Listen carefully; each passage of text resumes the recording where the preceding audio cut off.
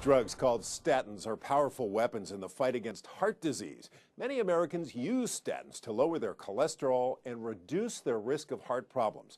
Are statins right for everybody? And joining us today from Stern Cardiovascular Foundation is Dr. Daniel Otten. Thank you so much for joining us. It's a pleasure to be here. We're talking statins. What are they used for?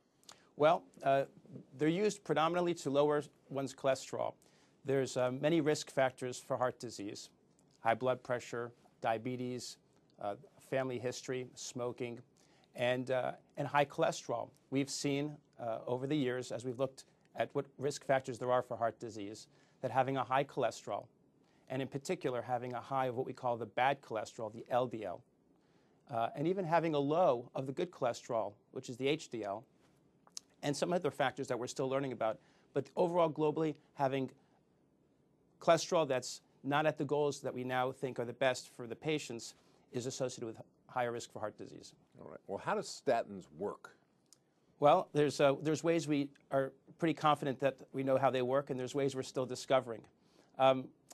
There's a protein in the liver, and it's got a complicated long name, but the abbreviated form, HMG-CoA reductase. All right, believe it or not, that's the simplified way of saying it.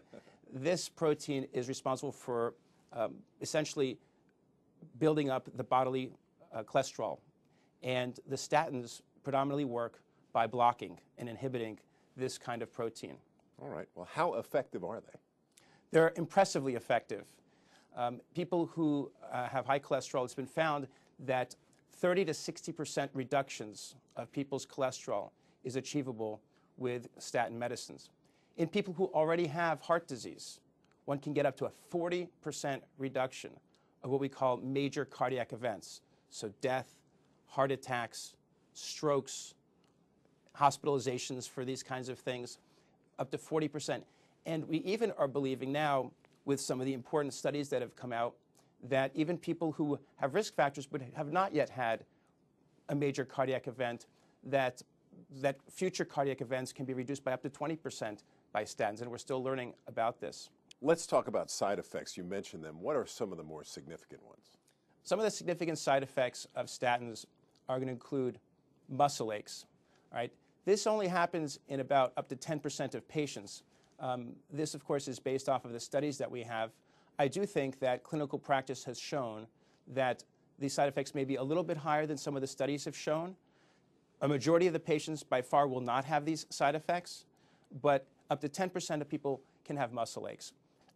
People can also have elevation in certain liver proteins. This happens in maybe up to 3% of patients. It's important to realize that in both of the side effects I just described, when one stops the medicine, if that's the cause, these problems will resolve.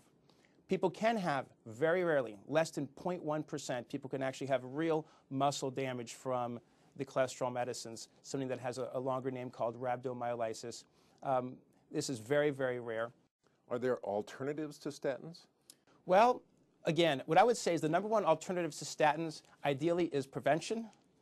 I actually always am individualizing, of course, my care and my recommendations when it comes to statins.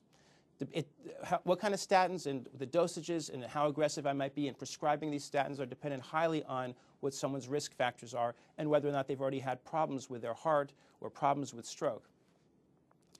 So improving one's diet, a Mediterranean diet, I think, is coming out as being a very desirable kind of diet. I'm oftentimes quite humble with my recommendations, just moderating people's portion sizes, getting balanced intake from various food groups, and watching certain kinds of fats and certain kinds of carbohydrates as well.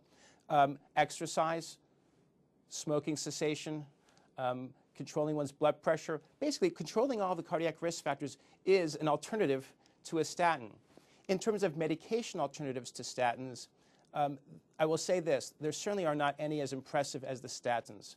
There are some that have been out there, and we're actually learning more about whether or not they're as effective. Some of them are as effective at lowering the bad cholesterol, but they may not be as effective at lowering what we call the clinical events. Are they having, because of that lower cholesterol, fewer heart attacks, not dying as early, not being hospitalized for heart trouble as much?